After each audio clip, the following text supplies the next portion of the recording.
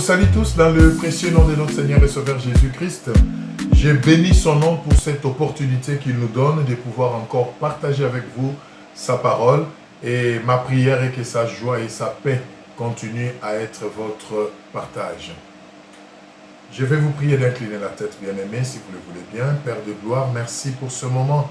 Encore une fois, que ta parole nous fasse du bien, nous console, nous délivre, nous fortifie, nous relève, ô Dieu, et nous guérisse. Nous te le demandons au nom de Jésus-Christ. Amen. Bien-aimés dans le Seigneur, nous voulons parler d'un thème que nous intitulons comme suit. Dieu se présente à toi et t'invite. Dieu se présente à toi et t'invite. Deux choses, n'est-ce pas? La présentation de Dieu par lui-même, à ton intention, et son invitation pour que tu puisses te joindre à lui. Ouh, quelle grâce! Alors, nous allons prendre notre premier passage dans le livre d'Ésaïe, Ésaïe 45, nous allons lire le 12e verset. Ésaïe 45, nous lisons le 12e verset, et après nous allons lire du 23 du 22 pardon, au 23e verset. Ésaïe 12, qu'est-ce que la Bible dit? J'ouvre une parenthèse ici, bien aimé. Ne négligez pas la Bible physique, la Bible papier, c'est très important. Ne vous fiez pas trop à tout ce qui est électronique et autres et tout ça, parce qu'il n'y a pas de très bonnes intentions derrière. Donc, ne soyez pas étonnés qu'un bon matin, qu'il y ait un bug général et que toutes ces choses disparaissent, et ne soyez pas dépaysés. Donc, ayez toujours votre backup, une Bible papier, c'est important, et habituez-vous, ne perdez pas l'habitude de l'utiliser, parce qu'il y a des choses qu'on est en train d'insérer de manière maligne et sournoise dans des Bibles qui sont des versions digitales, bien aimées, qui ne sont pas dans des Bibles papier. Et c'est un projet de l'ennemi. En fait, à la longue, vous verrez que beaucoup de choses vont s'altérer, et ceux qui n'auront pas gardé leur Bible physique de longue date, jusque-là, ils ne se retrouveront plus. Ça, c'était une parenthèse, une information que je vous donne. Alors, faisons donc notre première lecture, Ésaïe 45, le 12e verset. Je vous laisse trouver. Ésaïe 45, le 12e verset. Qu'est-ce que la Bible dit? Ce moi qui ai fait la terre et qui sur elle ait créé l'homme. Ce moi, ce sont mes mains qui ont déployé les cieux, et c'est moi qui ai disposé toute leur armée. C'est merveilleux, non? Souvenez-vous de notre thème, Dieu se présente à toi et t'invite. Dieu se présente, il dit qui il est, alléluia. Il dit qui il est et ce qu'il a fait pour attirer ton attention, pour t'amener à comprendre à qui tu as affaire. Et j'aime la manière dont ce passage est introduit. C'est moi, Dieu, qui ai fait la terre. C'est moi qui ai fait la terre sur laquelle tu vis. C'est moi. C'est moi qui ai sur elle créé l'homme. Donc Dieu se présente à toi comme ton créateur. Il dit la terre sur laquelle tu vis, c'est mon œuvre. Et y compris toi l'homme qui est sur cette terre. C'est moi qui t'ai créé, toi l'homme, ainsi que la terre sur laquelle tu vis. C'est formidable. Et il précise, ce sont mes mains qui ont déployé les cieux. Regardez un peu les cieux, bien-aimés. Regardez les cieux. Regardez le soleil qui brille. Regardez la lune qui brille la nuit. Regardez les étoiles. Regardez comment ils s'échangent de rôles. Hein? Le soleil brille les jours et le soir, sans que quelqu'un lui dise quoi que ce soit, il se retire, il laisse la place à la lune qui va régner toute la nuit, ainsi que les étoiles. Et quand les jours commencent à se lever, les étoiles et la lune se retirent à nouveau, les soleils réapparaissent. Bien aimé, c'est beau quand on voit toutes ces choses. Et Dieu te dit, ce sont mes mains qui ont fait toutes ces choses et toutes ces armées célestes que vous voyez. Alors, la question que nous nous posons ici, pourquoi Dieu doit avoir à se présenter et à déclarer des choses qu'il a faites? Mais la réponse est simple. C'est pour que l'homme sache à qui il a affaire. C'est pour que l'homme sache ce qu'il est. Parce que des fois, nous confondons. Il y a tellement de théories, il y a tellement de doctrines sur la création, sur l'homme qui vit, que Dieu, des fois, se sent dans l'obligation de se présenter, de déclarer ce qu'il est, pour que l'homme s'en souvienne toujours. Alléluia. C'est moi, Dieu. Je ne sais pas. Pour vous qui a créé les cieux et la terre. Je ne sais pas pour vous quelles sont vos origines. Vous venez d'où? Mais ce que je sais est que la parole de Dieu me dit, c'est Dieu qui a créé les cieux et la terre, c'est Dieu qui a créé tout ce qui existe. Et rien de tout ce qui existe n'a été créé sans lui. Genèse 1. Prenons Genèse 1. Genèse 1, nous allons juste lire les 2 premiers versets. C'est très important, bien-aimé.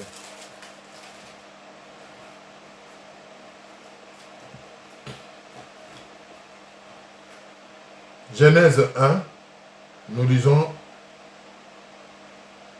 du 1er au 2e verset.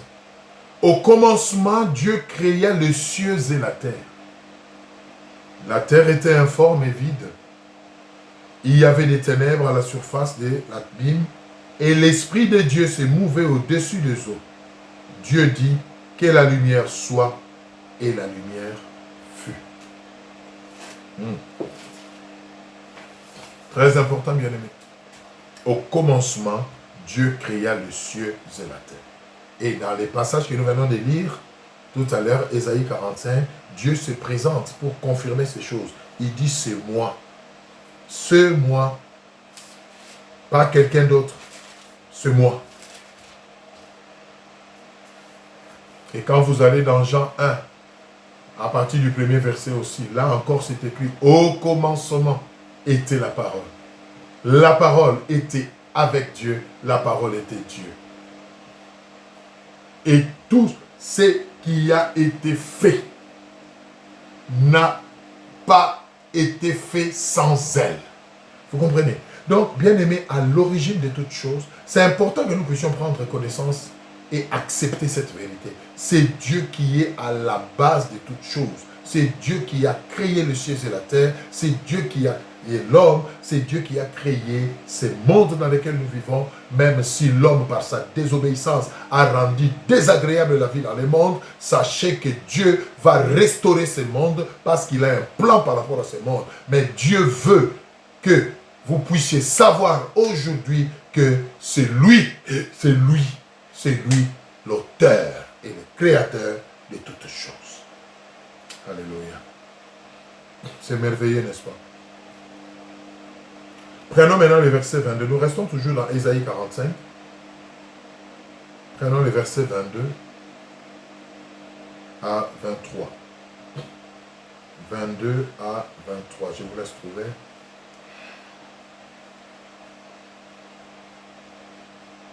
Donc, Dieu se présente, Dieu nous confirme que c'est lui, le Créateur, et il veut que nous puissions, n'est-ce pas, bien-aimés, comprendre cela, accepter cela et après s'être présenté, il nous lance maintenant une invitation. Vous voyez?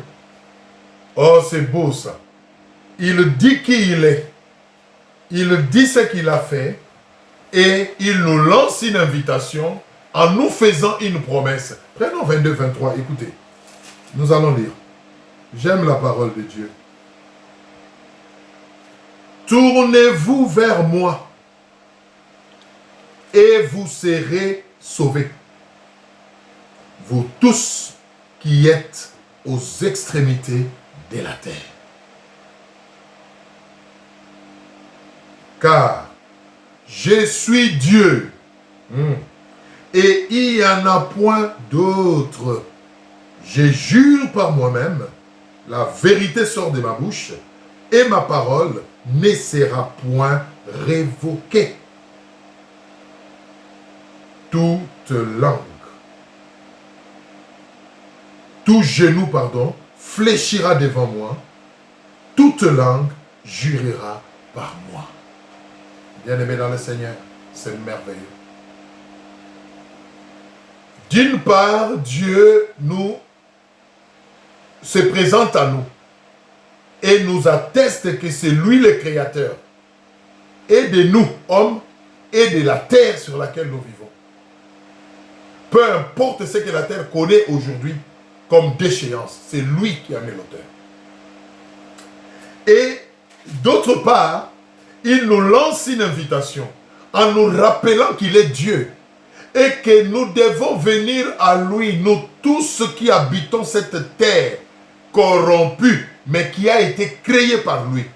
Mais l'idée derrière, c'est quoi? C'est qu'il veut nous restaurer. Alléluia. Il veut nous réhabiliter. La corruption du monde par le péché a fait que le monde, la terre a perdu sa valeur intrinsèque. La terre a été séparée de Dieu. Voilà pourquoi Dieu rappelle que c'est sa création et il lance une invitation. Il dit, venez à moi. Il n'y a pas d'autre Dieu. Je suis le seul véritable. Venez à moi, vous tous qui habitez la terre, afin que je puisse vous redonner un sens dans la vie, afin que je puisse vous restaurer, vous réhabiliter, afin que je puisse vous réintégrer, alléluia, dans le plan que j'avais à la base pour cette terre que j'ai créée. C'est fort, bien aimé. C'est fort. Et il précise en disant une chose que j'aime aussi ici. Qu'est-ce que le Seigneur dit? Il dit, il n'y a point d'autre que moi. Je suis le seul Dieu. Le seul Dieu juste et qui sauve. Donc, il vous défie même pour vous dire que il n'y en a pas d'autre qui soit juste et qui puisse sauver. C'est moi. J'ai créé la terre. Je t'ai créé, toi, homme. Tu as connu la déchéance. La terre a été maudite. Mais là, je te lance une invitation. Parce que j'ai créé la terre, je la connais mieux. Parce que je t'ai créé, je te connais mieux. Reviens. Ne va pas chercher d'autres solutions ailleurs. Il n'y a pas d'autre Dieu juste et qui puisse te sauver. C'est moi. Revenez à moi, vous tous. Alors, je vais vous restaurer. Parce que tout genou fléchit devant moi et toute langue m'est soumise. Oh, alléluia. Alors dites-moi, devant une invitation si profonde, quelle peut être votre réaction? Faut-il vraiment décliner une invitation si profonde, si claire et si interpellante que celle-ci?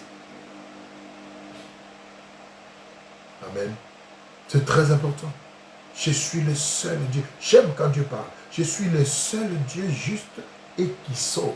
Donc, Dieu reconnaît que vous pouvez vous faire d'autres dieux. Vous pouvez vous faire d'autres astuces, mais ça ne sera pas juste, ça ne vous sauvera pas. Parce qu'il est le seul qui sauve. Et il va loin, il dit, je jure. Alléluia. Je jure. Dieu jure par lui-même car c'est la vérité qui sort de ma bouche. Et ma parole ne sera point révoquée. Tout genou fléchit devant moi. Alléluia. Bien-aimés, nous avons un grand Dieu. Un Dieu redoutable. Un Dieu puissant. Aujourd'hui, vous ne le saviez peut-être pas.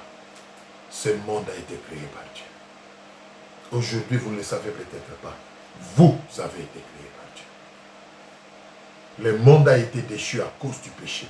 L'homme s'est séparé de Dieu à cause du péché. Mais Dieu continue à aimer l'homme à cause de son image et de sa ressemblance qu'il a mis dans l'homme. Voilà pourquoi il continue à l'inviter. Venez, revenez. Bien-aimés, ne résistez pas à cet appel. Ne résistez pas à cette invitation. Revenez au Seigneur. Je ne sais pas quelles sont les situations que vous vivez. Le monde est tellement maudit. La terre est tellement maudite. La terre est tellement dépravée. La vie est tellement bizarre et compliquée sur la terre que le Seigneur veut que nous puissions revenir à lui parce qu'il est le seul à pouvoir changer la donne, bien-aimés. Ne forcez pas, ne vous résignez pas et ne soyez pas téméraires dans le mal. Acceptez votre déchéance. Reconnaissez que vous avez échoué. Revenez à Dieu. Vous, les grands, entre guillemets, de ce monde. Vous, les savants, entre guillemets, de ce monde. Reconnaissez que vous avez échoué. Revenez à Dieu. Qu'il vous restaure. Qu'il restaure la terre. Afin que nous puissions rentrer dans la première destinée de la terre. Revenez. N'endurcissez pas vos cœurs. Oh, je sais qu'il y en a pendant que je suis en train de parler qui se disent, oh, c'est n'importe quoi. La Bible, des légendes, n'importe quoi. Bien-aimés, bientôt, vous saurez que ce n'est pas n'importe quoi. Quand tout ce que vous contemplez va commencer à disparaître. Cette terre que vous voyez, celui qui l'a créée a promis qu'elle va disparaître un jour et il va tout changer. Et ce ne sont que ceux qui auront répondu à son invitation favorablement qui pourront rentrer dans cette nouvelle terre, dans ces nouvelles choses qu'il aura faites à nouveau, où il n'y aura plus de corruption, où il n'y aura plus de pertes, où il n'y aura plus de morts, où il n'y aura plus de grincement des dents, mais où il y aura la gloire et la joie. Mais, revenez. Répondez à cette invitation, bien-aimés. Il n'y a pas de critères, il n'y a pas de profil, il n'y a rien. Dans le monde, il y a des choses pour répondre à ça. Il faut remplir les critères. Il faut avoir les profils. Pour Dieu, son invitation s'adresse à tout le monde. Il n'y a pas de profil. Ce n'est pas réservé à une classe précise. Non, tout le monde. Nous allons le voir. Prenons notre passage. Prenons notre passage. Restons toujours dans Ésaïe. Prenons Ésaïe 55. Ésaïe 55. Écoutez ce qu'Ésaïe 55 dit, de 1 à 3. Ésaïe 55, 1 à 3. Vous tous qui avez soif, venez aux eaux. Même celui qui n'a pas d'argent, venez acheter et manger. Venez acheter du vin et du lait, sans argent, sans rien payer. Formidable. Hein? Sans argent, sans rien payer. Pas de critères, pas de profil. Tel que vous êtes, venez. Tout ce qui intéresse Dieu, c'est votre réponse affirmative, positive à son invitation. Le reste, il va s'en charger. Alors pourquoi endurcir son cœur? Pourquoi? Pourquoi rejeter une si grande invitation vitale? Verset 2. Le Seigneur se demande, s'interroge, vous pose la question. Pourquoi pesez-vous de l'argent pour ceux qui ne nourrissent pas? Pourquoi travaillez-vous pour ceux qui ne rassasient pas? Écoutez-moi donc, et vous mangerez ce qui est bon, et votre âme vivra. Votre âme se délectera des mets succulents. Prêtez l'oreille et venez à moi, écoutez et votre âme vivra. Je traiterai avec vous une alliance éternelle. pour rendre durable mes faveurs envers David. Bien-aimés, écoutez, ce monde nous a tellement séduits, aveuglés, que souvent nous passons à côté de ce qui est essentiel. Mais là, c'est une interpellation. Il n'y a pas de vie en dehors de Dieu. Et cette vie, le Seigneur nous l'accorde en Jésus-Christ, son Fils. Il n'y a pas, bien-aimé, de vrai bonheur. Il n'y a pas de vraie paix. Pourquoi pesez-vous de l'argent pour ceux qui ne nourrissent pas? Pourquoi travaillez-vous pour ceux qui ne rassasient pas, bien-aimés? L'argent, les bonheurs, les matériels, les femmes, les amusements, bien-aimés, ce n'est pas ce qui va combler le vide qu'il y a dans votre cœur. Écoutez-moi et vous vivrez, dit le Seigneur. On va s'arrêter par là. C'est vraiment une interpellation du Seigneur. Il vous a dit qui il est. Il est le Dieu. Et il vous confirme qu'en dehors de lui, il n'y en a pas de juste et qui puisse se sauver. Il n'y en a pas. Le salut est en Jésus-Christ seul. Venez. Venez même par curiosité et voyez. Et je vous promets que vous allez y rester. Venez même par curiosité. Alléluia. Et la Bible dit aujourd'hui, si tu entends ma voix, n'endurcis pas ton cœur. N'endurcis pas ton cœur. Viens. Viens lui donner ton cœur. Viens lui donner ton cœur. Alléluia. Viens lui donner ton cœur. Nous allons incliner nos têtes dans la prière. Bien-aimé, je ne sais pas quelle est la situation que tu traverses. Quels sont les échecs que tu es en train de couper chaque jour. Mais laisse-moi te dire qu'il y a un Dieu qui t'aime tel que tu es et qui veut changer la donne dans ta vie. Il veut changer la donne. Il veut essuyer les larmes qui coulent de tes joues, de tes yeux. Il veut panser les plaies qui saignent dans ton cœur. Mais il veut que tu répondes à son invitation. Il dit dans Apocalypse 3:20, « Voici, je me tiens à la porte et je frappe. Si tu entends ma voix et tu ouvres, j'entrerai. » Es-tu prêt à ouvrir la porte, c'est-à-dire ton cœur, ta vie, à Dieu ce soir, aujourd'hui? Es-tu prêt à l'accepter comme ton Seigneur et Sauveur? Es-tu prêt à t'abandonner totalement entre ses mains afin que tu puisses vivre finalement? Si tu es là, je vais te prier de répéter juste cette prière là où tu es avec moi, avant que je ne puisse prier pour clôturer. Seigneur Jésus, j'accepte ton invitation. Viens, entre dans mon cœur. Deviens mon Seigneur et mon Sauveur. Pardonne mes péchés et fais de moi ton enfant. Je vais vivre par toi et pour toi seul. Merci d'opérer ce changement dans ma vie et de mettre en moi la faim et la soif de te chercher. Au nom de Jésus, je prie. Dis Amen là où tu es. Et je vais t'inviter, bien-aimé, et je prie que le Saint-Esprit te conduise. Si tu connais une église où Jésus-Christ est prêché comme Seigneur et Sauveur, va te présenter là-bas. Qu'on t'aide à faire le premier pas dans le Seigneur, dans les affermissements, dans le baptême, et que tu expérimentes la main de Dieu. Je vais prier pour terminer pour nous tous. Seigneur, merci. Merci, ô Dieu, pour ta parole qui nous fait du bien. Merci pour cette invitation, Seigneur. Merci pour cette grâce. Merci de t'être présenté à nous comme le seul véritable Dieu juste et qui sauve. Fais-nous la grâce de nous attacher à toi. Que rien ne nous sépare de ton amour, mais que chaque jour qui passe, nous puissions nous approcher davantage de toi par ta grâce. Merci, cher Saint-Esprit, de nous aider dans ces voyages, dans ces pèlerinages sur cette terre, jusqu'au bout, Seigneur. Je bénis mon frère, je bénis ma sœur, je bénis chacun de nous et je te dis merci pour l'œuvre que tu vas continuer à faire en chacun de nous. Au nom de Jésus. Amen. Que le Seigneur vous bénisse, bien-aimés. Je vous dis à une prochaine occasion.